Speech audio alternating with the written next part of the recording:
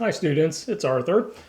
Welcome back to our interview series. This is number 4 in the series. And in this module, we're going to be shifting our focus to preparing for the actual performance, whether it's the phone interview, video interview, or an in-person interview.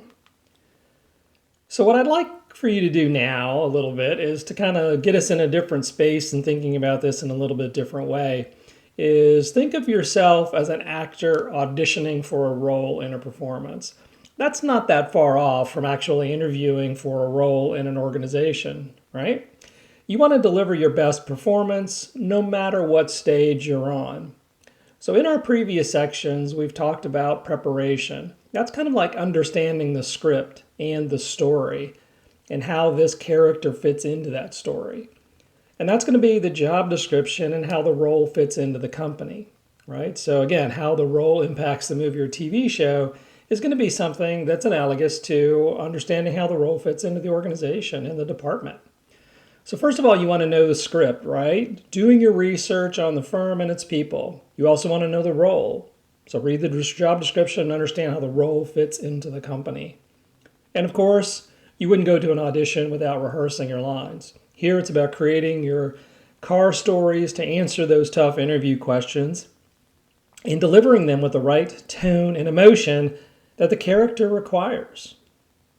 So now let's start to think about our other preparation needs to audition for the next great role, and we'll go through these in more detail as we go through this presentation.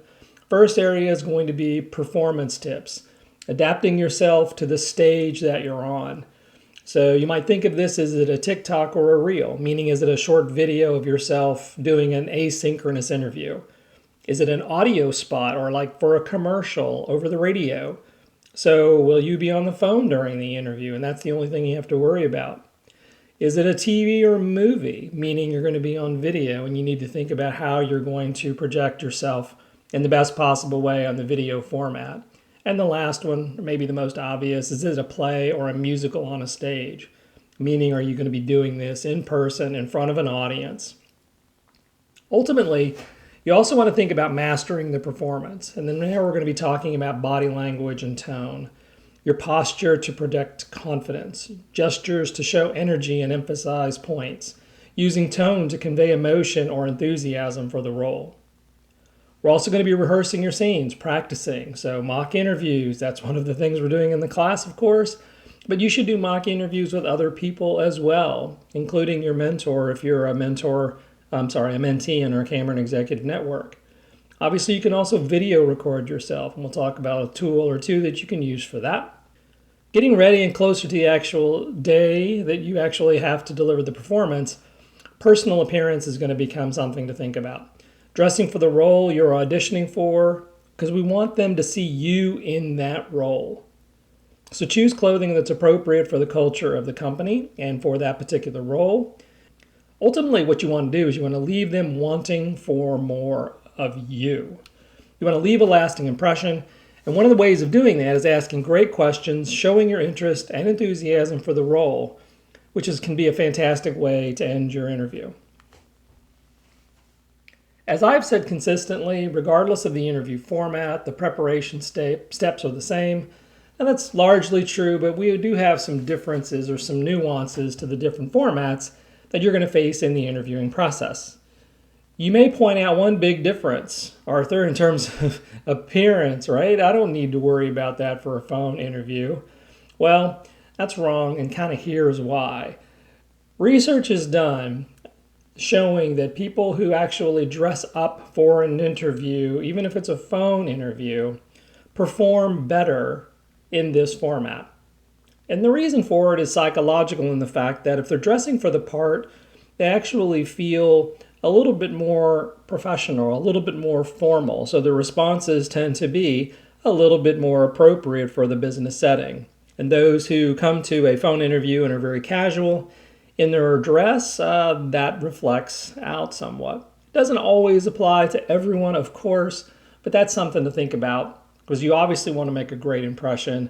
So why not take a little bit of time and just put on some clothes that is appropriate for the role? And if it works for you, maybe it'll be something that will help you get that role.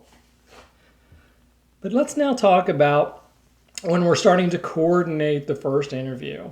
And obviously, similarly for other steps in the interview process that you may have with the organization. So here's a few important tactical items to get right to ensure your success. First, think about the interview logistics, who you're speaking with, and confirm the date and time.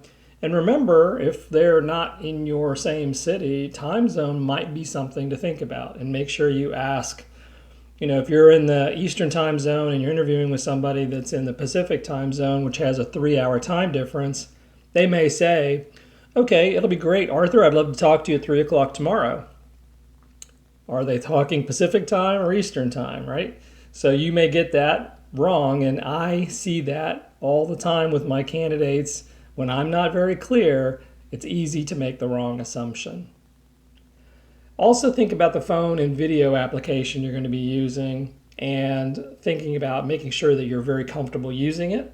If it's in person, you will need to think about the commuting time involved. So those things are going to be really important. And then next, of course, who's going to be involved? Who's your main point of contact that you need to reach out to in case there are issues? You need to reschedule. You want to ask a few questions. Having that main point of contact and their contact information, email and phone, if you can get it, is really critical.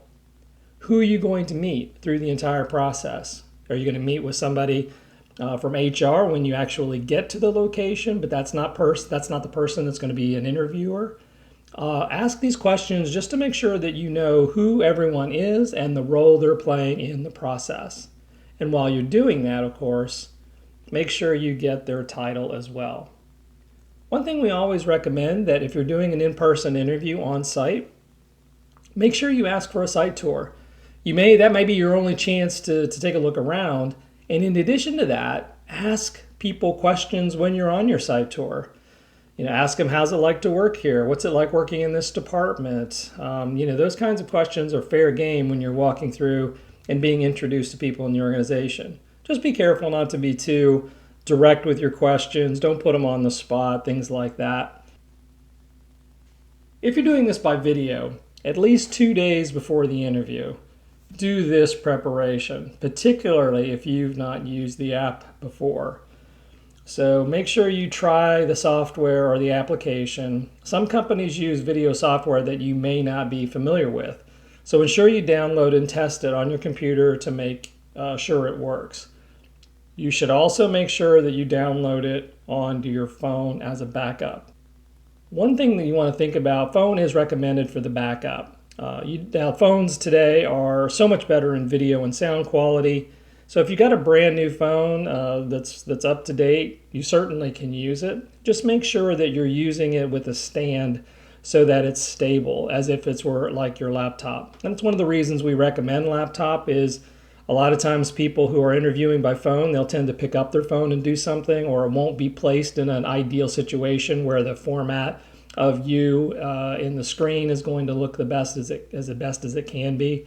So that's why we normally recommend a laptop over the phone, but you can use both if you wish. Obviously, you're going to be testing the link to the interview. You should click on the link to make sure it takes you to that particular application. Even if it notifies the person who set up the meeting, that's perfectly okay. You're just testing the link to make sure it works. Then you don't want to find out it doesn't work at the time of the interview. And then do a trial run if possible. Practice with someone to ensure you know how to navigate all aspects of the application, including sending a chat or a little message, how to share your screen properly, and consider how to use backgrounds. So, location is critical. Choose your location and test the connection and see how it sounds and looks. Try to do this, and this is important, try to do this at roughly the same time of day to try to match when you're going to be interviewing for natural lighting and sound. You'll want to be aware of potential weather differences. Obviously, if it's dark and stormy the day you're testing it and the next day is going to be bright and sunny, you might not be able to avoid that, but try to make sure that the weather is going to be similar to the time that you're going to be interviewing. And strange things like local animals, like dogs barking or construction going on, can really create a recipe for disaster if it distracts you. Never do an interview from your car. Phone interview might be okay, but I still don't recommend you do phone interviews by car, but certainly not a video. It's a recipe for disaster. You just never know, and you can't control the environment. For lighting improvement, you can invest in light rings. These are very inexpensive these days, and portable ones can be bought on Amazon for less than $10 each. These will clip onto your laptop screen. And so getting two small ones, very lightweight, click on both sides of your laptop screen, and you'll have some nice lighting that'll give you even lighting for both sides of your face. It is recommended to use an external camera rather than the laptop internal one if possible. Logitech is a great choice, but there's some pretty inexpensive options out there. It's just that some of the laptops, depending on, again, the age of your laptop, the camera may not be great. And similarly for sound, an external microphone, speaker or a headset with microphone is recommended. It is okay to wear a headset during your interview. It's not ideal, but if that's going to be the best way to ensure that you can hear very well and they can hear you very well, absolutely use it. You might just mention at the very beginning of your interview, as you're kind of getting started, you might just say, hey, I just wanted to let you know I don't typically wear a headset during interviews, during videos, but because this interview is so important and the sound quality is really important for me, both me listening and you hearing me, I've decided to use a headset. Is that okay, or do you mind? That's a nice way just to kind of acknowledge what you're doing to your audience, and I'm sure they'll say, yeah, it's no problem every single time. But it's just a nice touch, if you will.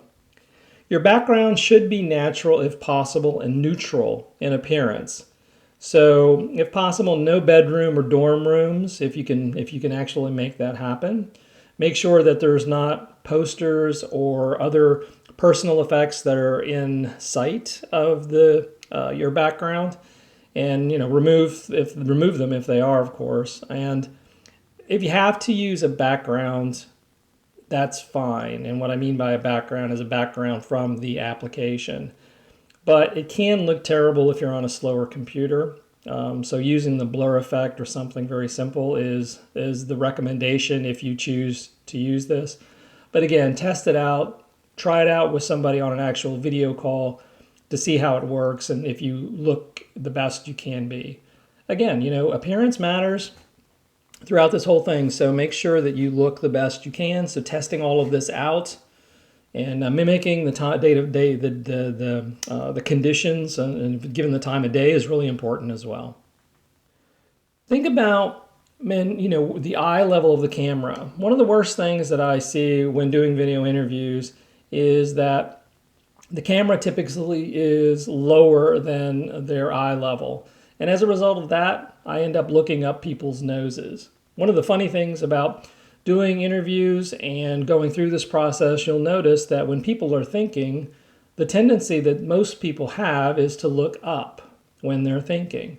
And if I'm already sort of looking up at them looking up, I end up definitely seeing up their nose. And again, that's not what we want in an interview. In addition to that, some people actually, if the camera is below their eye level, they will tuck their chin when they're talking to make sure they're trying to have good eye contact. And with some folks, that's not the best look as well, because if you have a little bit of a double chin, it'll exacerbate that and make it look a little bit worse. So make sure that whatever you do, you elevate your laptop so the camera is at eye level, and then stand if possible. If you can't stand, then sit on the edge of your chair to improve your posture. For phone and video, make use of your surroundings. You can have cheat sheets and notes strewn all around your camera, out of sight from the people interviewing you, but in sight for your own personal use. And you can see this example picture for kind of setup ideas. Use the space efficiently around your laptop, which you can easily do because of the format. And of course, you can do this for phone interviews as well, as I said. Now let's think about things to avoid. This list is very obvious given how we've been beating preparation to death. But ensure you avoid these common problems interviewees often have. as I said, most of it relates to the lack of preparation. But negative energy and body language is something that you want to make sure that you avoid. Confidence is going to be natural if you do the preparation again. And interviewees also bring cheat sheets and take notes during the interview. A lot of interviewees that I've talked to, students in particular, they ask me, can I bring a notebook? Absolutely. You should bring your resume, bring your notebook. When I say a cheat sheet, it can be anything that you want to bring to help you perform better in the interview. Now, I wouldn't bring scripts or anything like that, of course, but think out of the box. If something's going to help you, and particularly if something it might be you want to share, bring that information with you. So some specific issues relating to the phone and video format, making sure, again, testing your connection, depending on where you're going to do it. I have seen, unfortunately, many situations where the people I'm interviewing are multitasking. They'll take a text, or they'll say, oh, excuse me, I need to take this text. Or they actually will be eating over lunch, believe it or not. They say, well, the only time I could talk to you was over lunch, so I'm just eating lunch at the same time. Things like poor lighting, backgrounds, not having the camera at eye level like we just talked about, or you're clearly unfamiliar with the technology and you're struggling with it during the interview. In an in-person interview, things that you want to make sure about is that the materials that you bring to the on-site interview are you have enough. So bring resume copies. We usually recommend, I say however many people you're going to be speaking with, bring double the amount. So if you're going to be talking to 4, bring 8 copies of your resume. And the reason being is it's not that unusual that a person will pop into your your interview, and they might say, hey, do you have an extra copy of your resume? Now you've got a couple of extras and you don't have to worry about it. I have interviewees who leave their phone on, and of course the phone rings or a text notification comes across, which is quite rude in an interview, and they don't think about bringing some extras with them. A tissue, perhaps maybe they have an allergic reaction, or they start sneezing because of that. Bring a tissue with you or two so that you can blow your nose if you need to.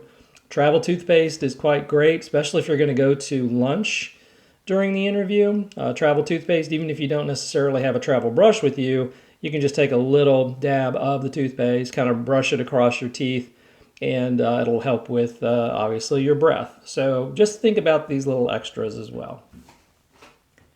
So moving on to the performance for the interview or our audition. Here, of course, tone of voice and body language are critical. One of the most positive ways to improve your tone of voice is confidence. And guess where that comes from? Preparation and practice.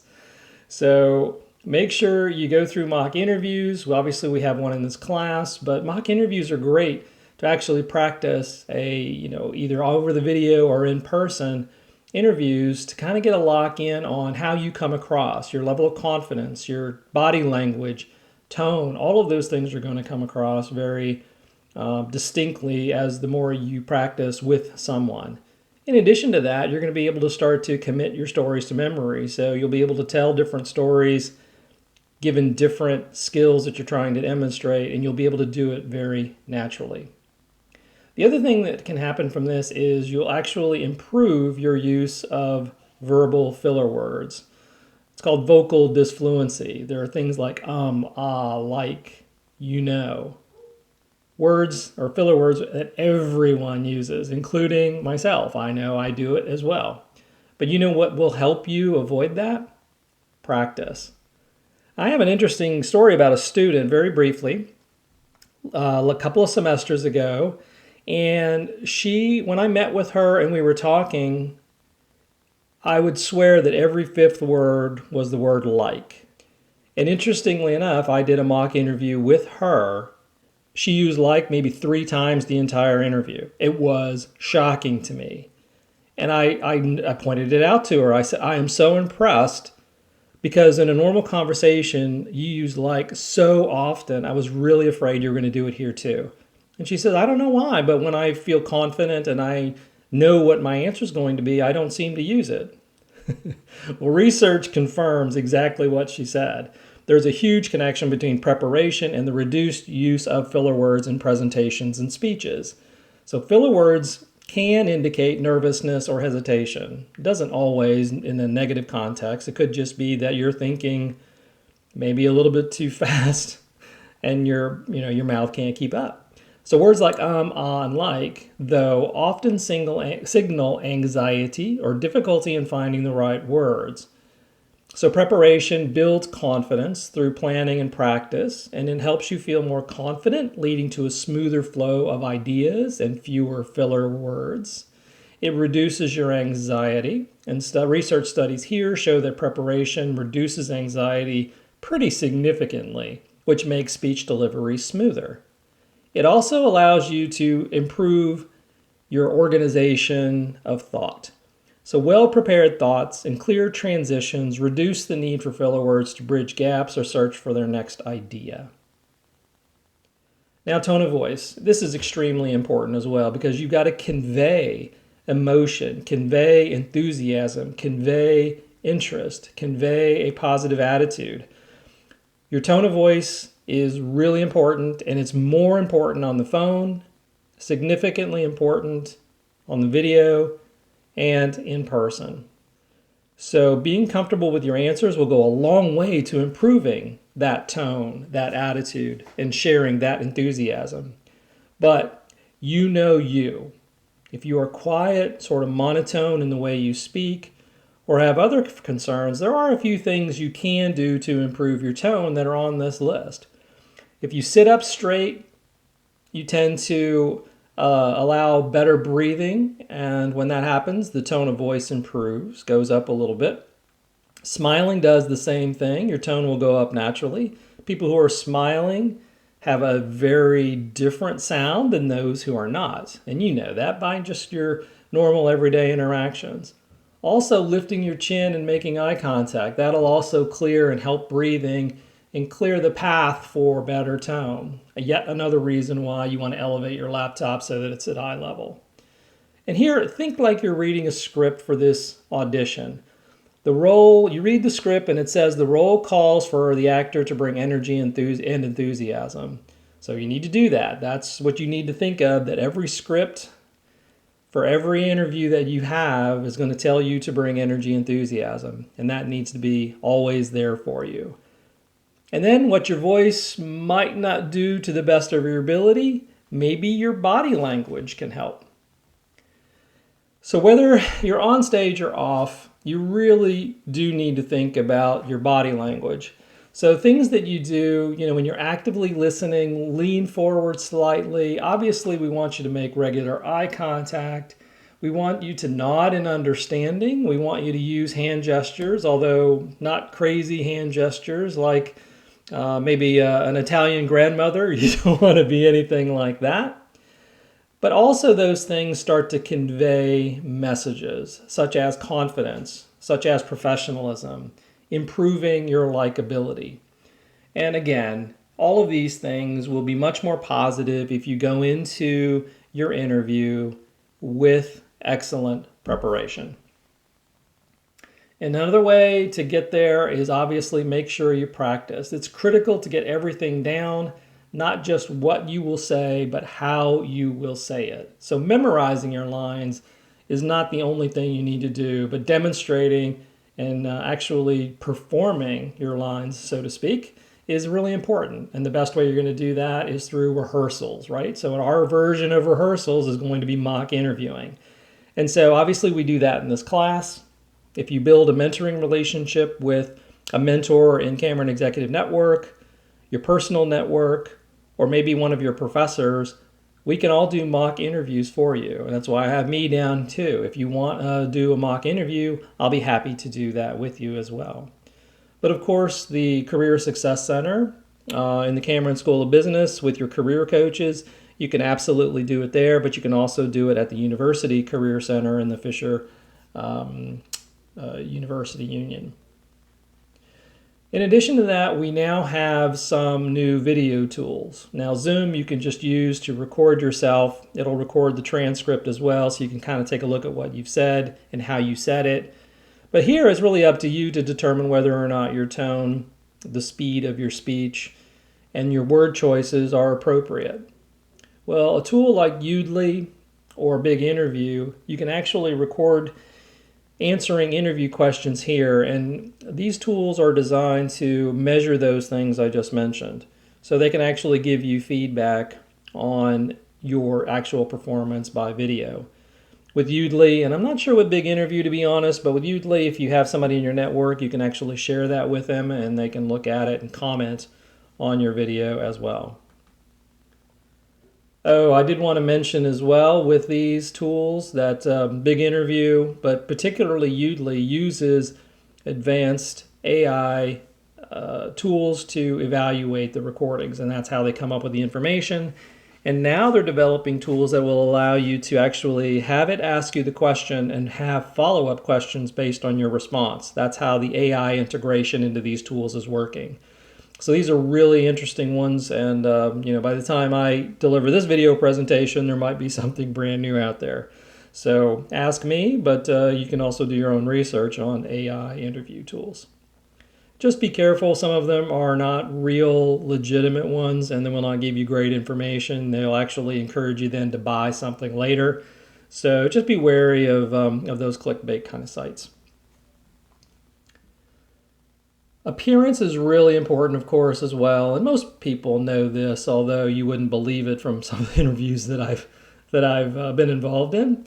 So here you need to know what the role calls for and dress appropriately for the interview or the audition in our extended example here.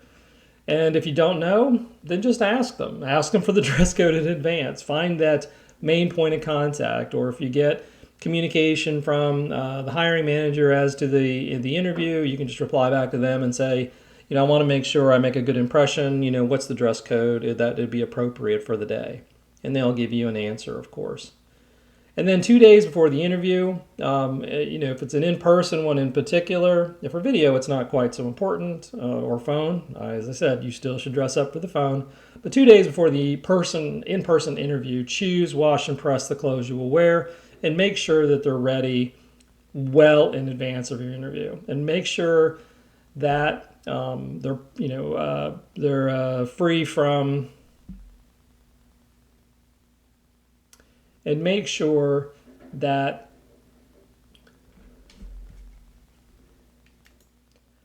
and one funny thing that I might just mention, if you've not worn your suit in a while, or the dress you've chosen, or the outfit you've chosen, however you want to put it, if you've not tried it on in a while, try it on as you're doing this as well, because believe it or not, changes to your body can happen over a fairly short period of time, and just make sure that you've tried that on. You don't want to have all of this done the day of the interview. You try to put your pants on, and guess what? You've maybe put on a few pounds and it doesn't buckle up. So if you're not sure, just go one step higher. And what I mean by that is, you probably met with some of the people, you've seen how the people are dressed, perhaps on a video, and you can take a look at the company website to see what people look like in the organization and the type of clothing they're wearing there. And then worst case is, if you still can't figure it out at this point, highly recommend you just go to the top level and kind of move on to business formal. And that's kind of where we are with these next couple of slides. So I'm going to talk through 3 sort of general dress codes, if you will, or dress styles.